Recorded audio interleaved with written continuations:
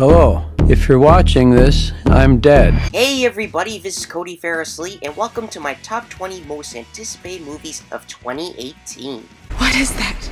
That is London.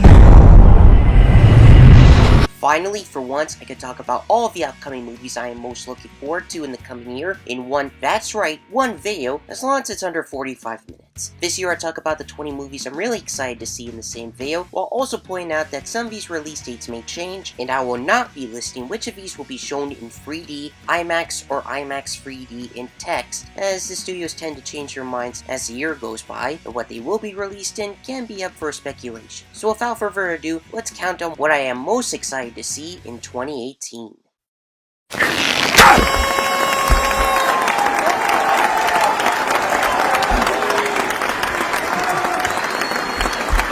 Number 20. Christopher Robin. One of the two movies I plan on seeing on my 24th birthday. This is somewhat of a wild card for me, as Winnie the Pooh is supposedly for preschoolers and toddlers. Yeesh. But hopefully when the first trailer comes out, I will give it the benefit of the doubt, as the film is a live-action remake of Disney's dumb franchise, where Christopher Robin is now an adult, parent, and workaholic who has lost all sense of imagination. Of course, that's where live-action Pooh friends pop up.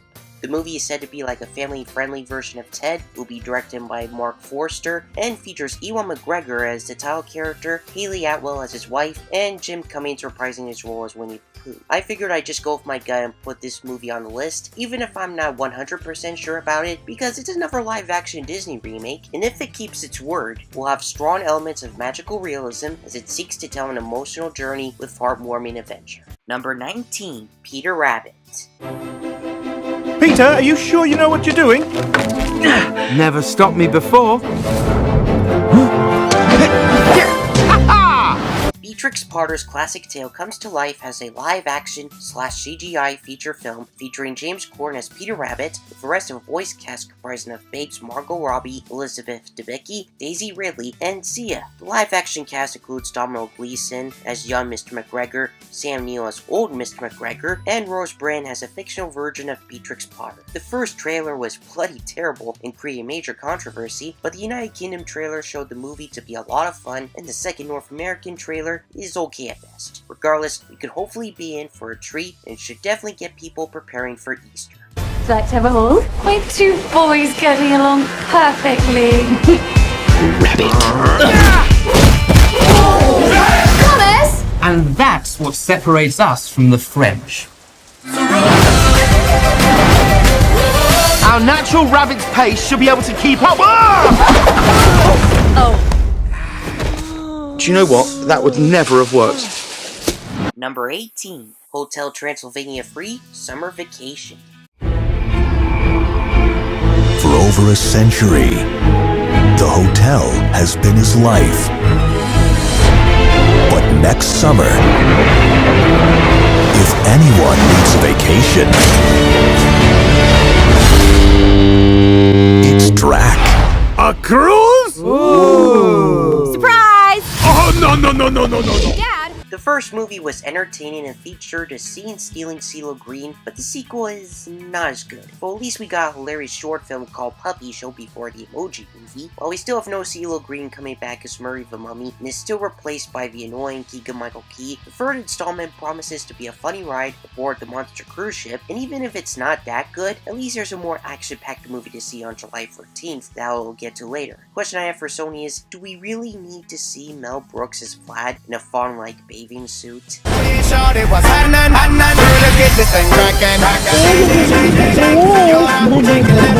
Oh no, Blobby's gonna puke.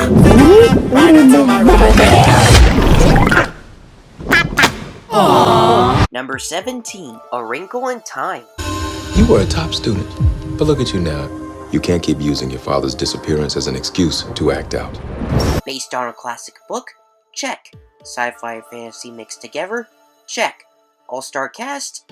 Well, check. Disney's $103 million venture is bound to be epic, dazzling, mind-tripping, and then some. The trailers were cool, the story looks dark, and I guarantee our eyeballs will fry in IMAX 3D. It's also one of the 2 red carpet premiere campaigns I donated to and entered on Omaze, and if I'm lucky, I could hang out with Reese Witherspoon at the film's premiere. My donation supports the Red campaign to help HIV-positive moms get access to life-saving medication and prevent passing the virus to their unborn children. If I don't win, at least I'm helping to make a difference, and this movie should be amazing nonetheless.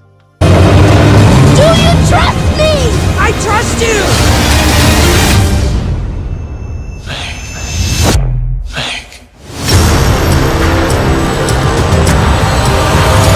Number 16. Johnny English Free. Idiot Spy Johnny is back for another bumbling mission, though as of now, the plot is unknown.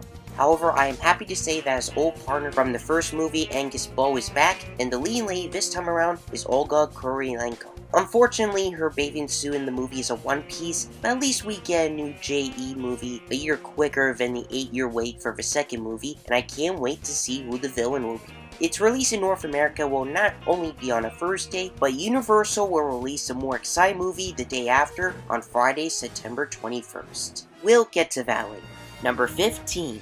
Skyscraper. Dwayne Johnson stars as a former FBI hostage rescue team leader, Will Ford, who now assesses security for skyscrapers and ends up having to rescue his family trapped inside a building in China. It does sound like the old Dwayne Johnson action movie cliche, but having him in the action skyscrapers does sound interesting. Plus, the second July 13th movie to see was filmed in one of Dwayne's favorite cities in the world, Vancouver. Good for Dwayne. Number 14. Ralph Breaks the Internet, Wreck-It Ralph 2. If you liked seeing video games brought to life in Wreck-It Ralph, you are going to go crazy for seeing the world of the internet brought to life in Ralph Breaks the Internet, Wreck-It Ralph 2. Wait, shouldn't the title be the other way around? Seriously, it's like the Lost World Jurassic Park all over again. The first Wreck-It Ralph was a 3D nostalgic fun ride where, despite its positive reviews, good box office, and Oscar nomination for Best Animated Feature, is considered to be one of Disney's underrated animated movies. The lead voice cast returns, including Alan Tudyk, who will voice a new character, with other new characters voiced by Taraji P. Henson, James Corden, and Anna Ortiz. Ralph's new adventure is in the internet data space when a Wi-Fi router gets plugged into the arcade, and he must find a replacement part to fix Sugar Rush. Along the way, Ralph and his best friend Vanellope Von Schweetz encounter new customs, worlds, and characters, including all of the Disney princesses, Star Wars characters, and MCU characters. Alright everybody, let's get a picture!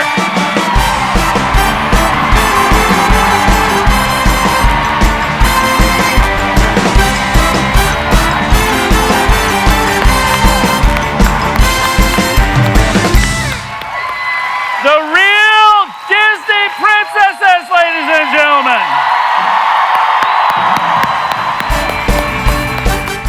While the first movie wasn't in and would have been great in IMAX 3D, the fact that we might get a chance to see these characters and worlds in the best format possible for the sequel makes me hugely pumped. So, let's wreck it.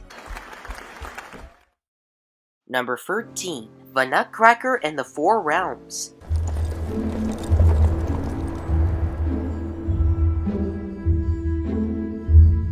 It's Christmas Eve.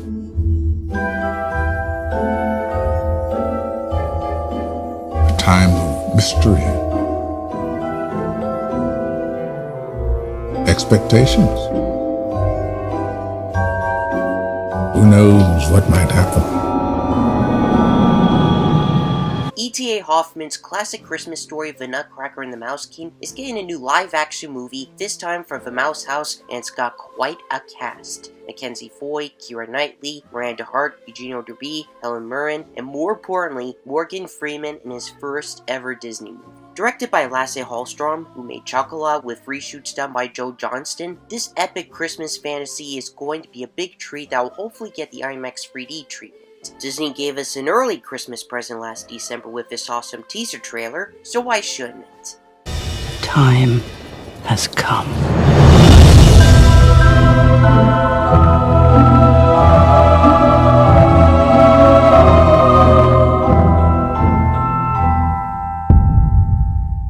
Number 12. Alita Battle Angel.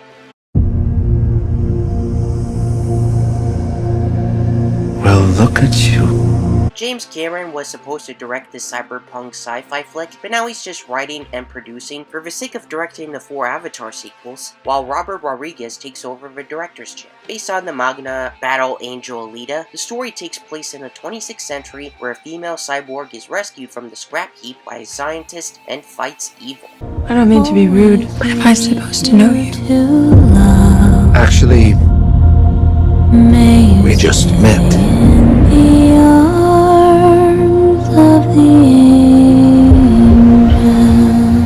The film adaptation will focus on the first 4 books, and will include the fictional gladiator-style sport, Motorball. The teaser trailer is mind-blowing, and this must be seen in IMAX 3D, but damn, look at her giant eyeballs. I think you are someone very special. May you stay in the arms of the angels. Number 11. Incredibles 2.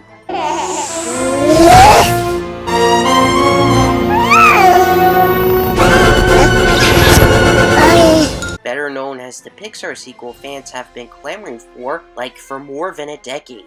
It takes place a minute after the ending of the original, where the Underminer pops out to announce his intentions, and Elastigirl is the protagonist this time out, with almost the whole main cast returning. Dash will of course be voiced by a new kid actor, and yes, Samuel L. Jackson will be back as Frozone.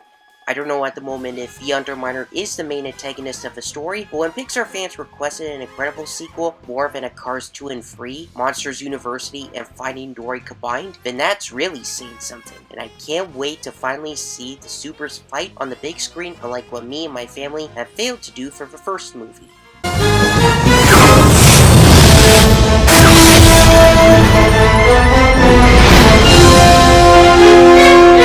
You have powers! Yeah, baby!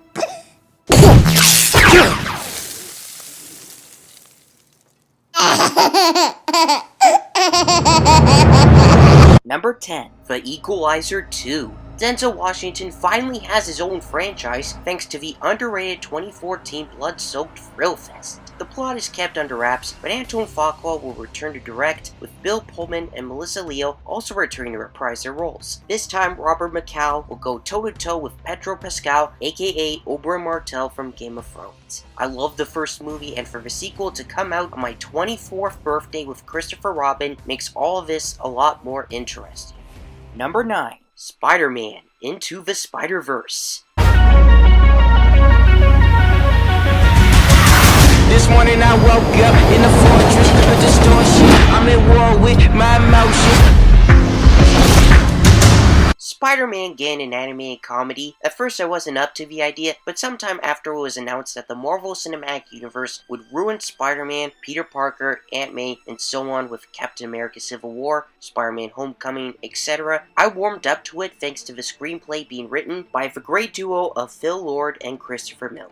This film only brightened me up from the whole MCU thing a little bit, as I often keep forgetting that this movie is happening, yet there is one certain somewhat related live-action movie that sort of got me better, which we will get to talk about soon. This animated version of Webhead is Miles Morales, voiced by Shameik Moore, better known as the Ultimate Spider-Man, who will fight against a currently unknown villain voiced by Liev Schreiber, and will also feature the voices of Oscar winner Mahershala Ali as Uncle Aaron, aka the Prowler, and Brian Tyree Henry as Miles' father. I know I just said this whole thing only cheered me up a little bit, but the official title announcement and the 1-minute teaser trailer turned my excitement level up to 100, as this short but epic trailer showed a new and unique style of animation that appears to be a blend of computer animation, comic book, and dark and gritty stop motion, while also giving us questions like, what if Peter Parker was born in 1991 and died in 2018? What if there are alternate universes? What if there's more than one Spider-Man out there? It's even been confirmed that a middle-aged Peter Parker will show up and become Miles' mentor. How crazy is all this? Honestly, the first few times of watching this trailer, and I kinda felt like a kid in the early 2000s again. Being the first of 2 December 14th movies to see, I just gotta ask, why couldn't a movie this cool come out in the summer?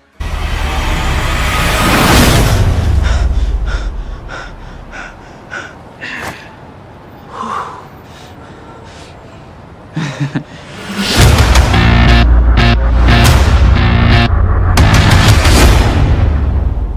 Wait, so how many of us are there? Number 8. Mortal Engines.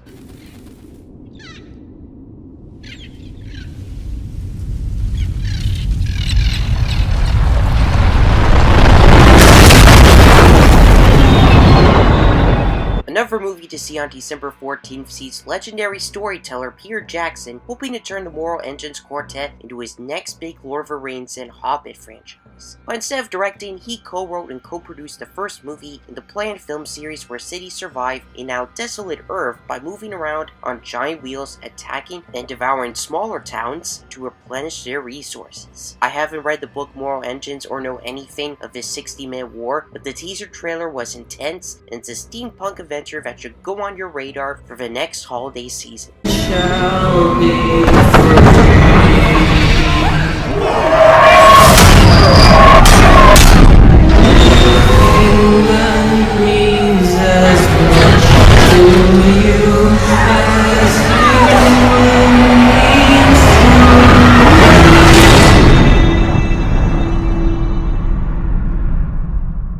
Number 7. Pacific Rim Uprising. We were born into a world at war. Between the monsters that destroyed our cities and the monsters we created to stop them, we thought we had sacrificed enough. Thought the kaiju would be extinct after the exploding finale of the first movie? Think again. Universal will be taking over Warner Brothers for the sequel, set a decade after the original, but don't expect Charlie Hunnam to return. This time the protagonist is the son of a late stacker Pentecost, played by John Boyega, who will rise up to lead the Jaegers against the new threat with Rinko Kikuchi, Charlie Day, and Bern Gorman reprising their roles, along with new characters played by Scott Eastwood and Jin Tian. Let the colorful and pounding IMAX 3D battle begin. Well, he's pretty big.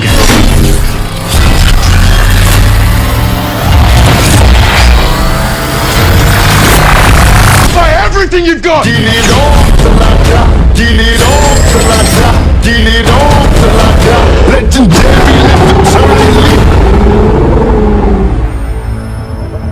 Number 6. The House with a Clock in Its Walls. Produced by Ablin and directed by sick freak Eli Roth, the second of the 2 Universal movies to come out for the same weekend, tells the story of an orphan named Louis Barnevelt who discovers that his uncle, played by Jack Black, is a magical warlock who needs his help in finding a clock made with black magic by the house's original owner before it ticks down to doomsday. Also starring Cate Blanchett, this fantasy-fueled horror pick, presumably aimed at families, is filled with magic, sorcery, and the apocalypse. Do I really need to say more?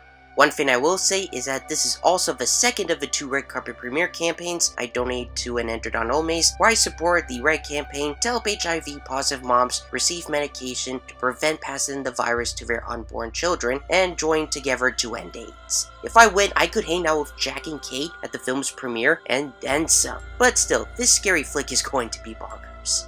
Number 5. Goosebumps Horrorland. Another book-based horror movie starring Jack Black sees him reprising his role as the fictional version of R.L. Stine. Not much is known about the plot, but it will take place in the spooky theme park Horrorland, as us Goosebumps fans predicted, and yes, Slappy will be back too. There seem to be some production troubles during filming, with the script getting another draft, a new director taking over, and the possibility of Jack Black not even returning. There were even 2 screenplay versions of the sequel, one with and one without Jack Black as R.L. Stine. Pretty much like what 20th Century Fox went through with Independence Day Resurgence. In the end, Jack Black will be back, as we are bound for another Stine-tastic trip filled with monsters and the supernatural. Number 4. Jurassic World: Fallen Kingdom. So, what are you dating, like an accountant now, or Owen, ventriloquist? stop it. You love a dummy. This is not why we're here. The Jurassic Park franchise returned with a bang thanks to Jurassic World, and as if that movie wasn't dark enough, the 5th chapter is said to be even darker. Why else should I be excited? The dinosaurs will be more practical like the first movie, a volcano, a submarine, and the return of Ian Malcolm and Dr. Henry Wu. Enough said. Plus, both Chris Pratt and Bryce Dallas Howard will be back for more of a dino action, and the trailer we got was totally tits. Considering this is my most anticipated movie of the summer, let's just say that the epic blockbuster season can't get here soon enough.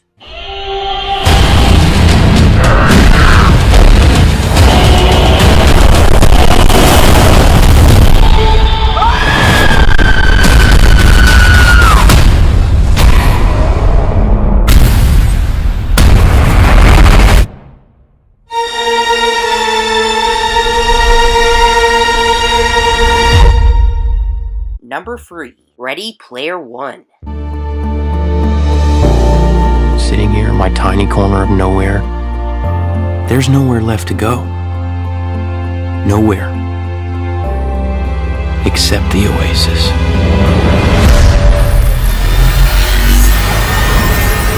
You may or may not remember me auditioning for the lead of Wade Watts in Steven Spielberg's adaptation of the Ernest Cline novel, but it's drawing near, and if you want to see my audition, click on the link and check it out. Despite obviously not getting the role, the movie looks stunning and action-packed, yet a song from Rush being used in the first trailer turned me off big time. Seriously, I hate Rush. Back on the positive side, I will say that the second trailer blew me away with almost everything in it. Bottom line, the holy grail of pop culture promises an epic nostalgic adventure, but don't expect any Spielberg references like in the novel, as Steven opted to have those cut out to avoid being accused of vanity. Great selfless thinking, Mr. Spielberg.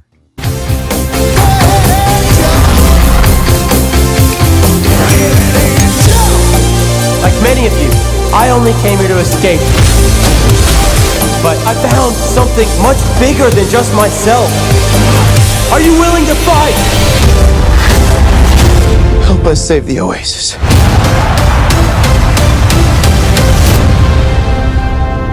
Number 2. Venom. I give you my word of honor that I'm going to do everything I can to deliver the best Venom that I possibly can muster.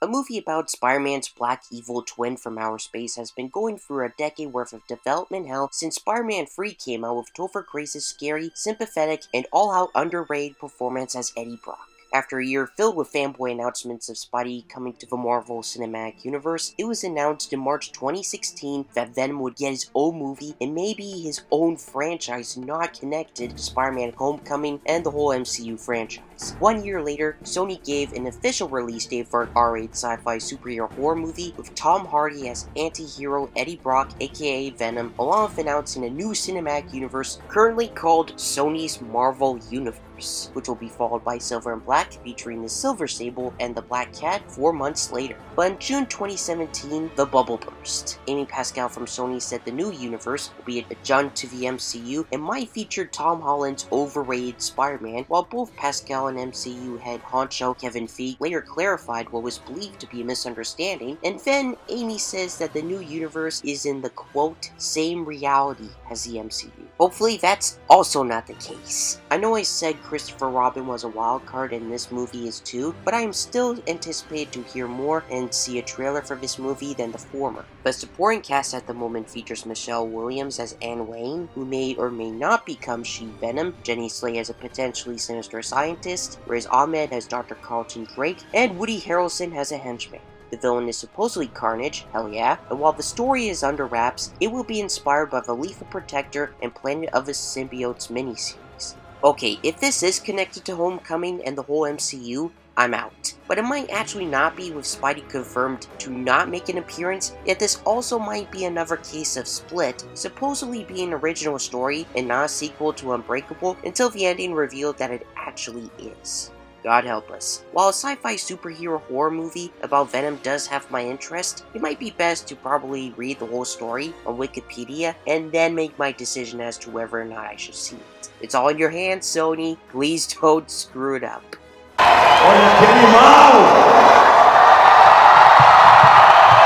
Sensacional! Sensacional! We are Venom! We are Venom! We are Venom! Now before I discuss my all-time most anticipated movie of 2018, let's do a recap of the previous 19 movies.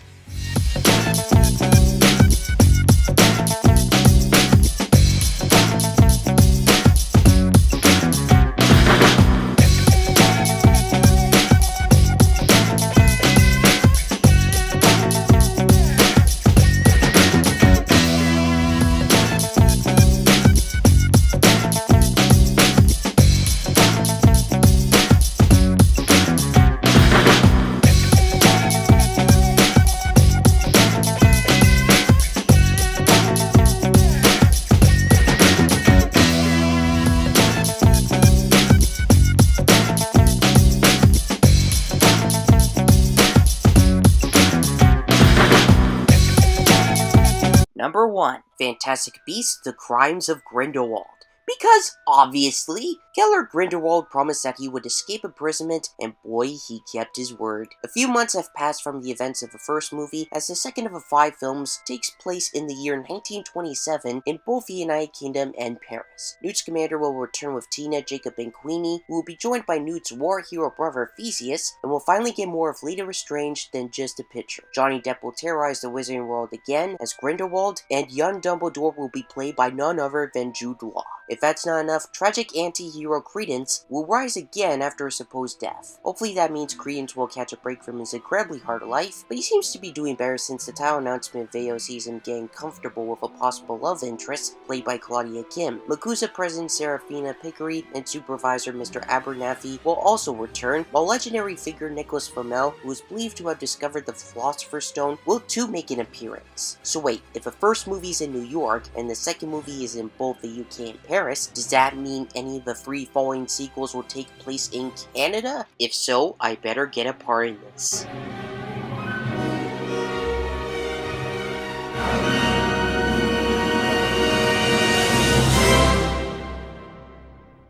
Those were my top 20 most anticipated movies of 2018. Thank you so much for watching. If you liked what you saw, check out my other videos on movie reviews, spots, auditions, and so on. Here's to the year ahead of us, and I will see you next time. What could go wrong?